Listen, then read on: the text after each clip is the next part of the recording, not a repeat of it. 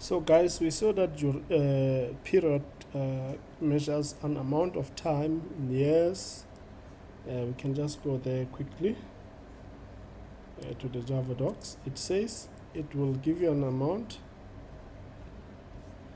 of time in years, months, and days.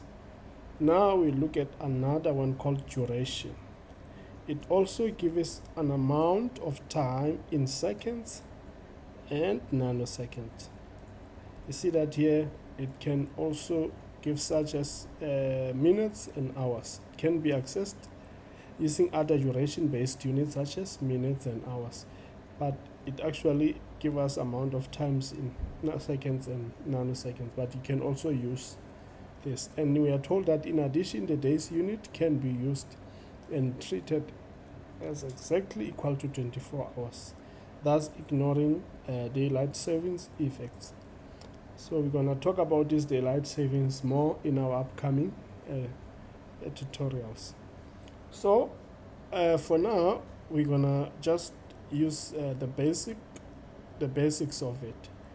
So I'm just going to take this one. Okay, it's fine. So what we have in here is we are saying duration of 90 hours.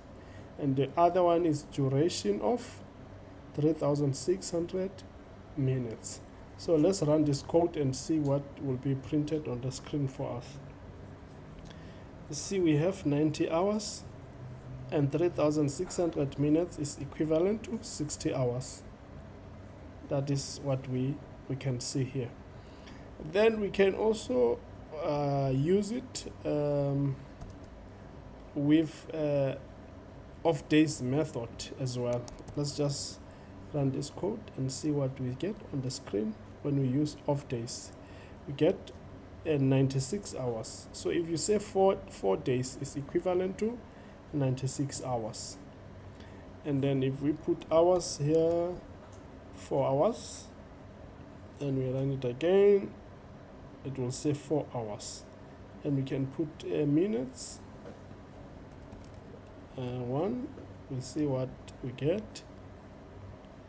It will say 5 minutes. Observe what's the difference between period and duration. Period, you only have P, but duration, you have PT. I believe this T stands for time, or something like that. PT, 5 minutes. And then we have seconds. If we run this code, we're going to get PT, 3 seconds.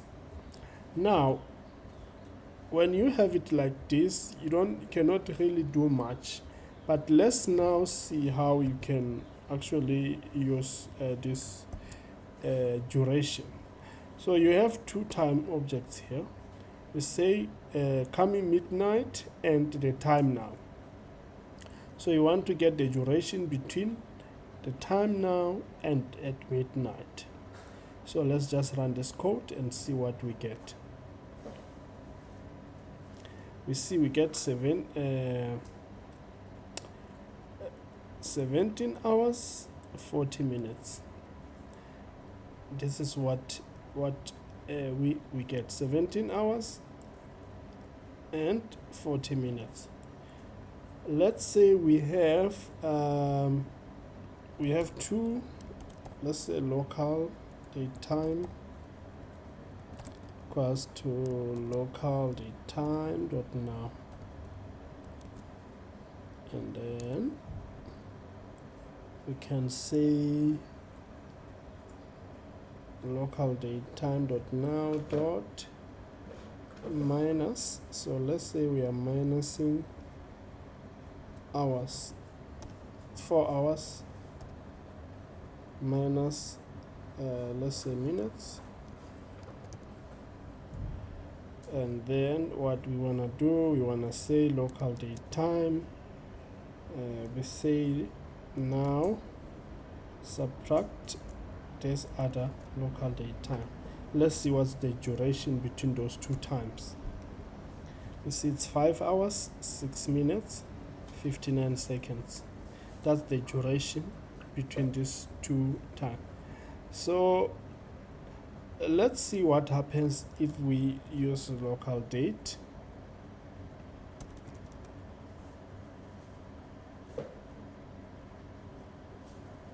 and we use local date here as well. You can say minus days, 4 days. For now we're just gonna leave it as minus days, and then we run this code. So you see that you get an exception. The reason you're getting an exception is because duration you can only use it with time, but now you have actually passed some local date which does not have time. This is why you're getting an exception. So you must be conscious when you're using a duration that you can use it with local time, or you can use it with local date time. Then when you run your code, it should work fine. You see here you're finding duration between, so you can perform quite a number of operations that between, if you're using duration and you're like now we say we want to find duration between these times. We can do some other operations that are particular to your, or that are particular to your own use case. So let's see what methods does duration have except between. So we see that we have also of, and we can even give it this pass method. And okay, let's see what else can we do with duration. So basically what you can do, you can just go through and see what are all the methods that you can actually be able to do with duration. But if you want to work with time and you want to find duration amongst different time objects, you can use duration.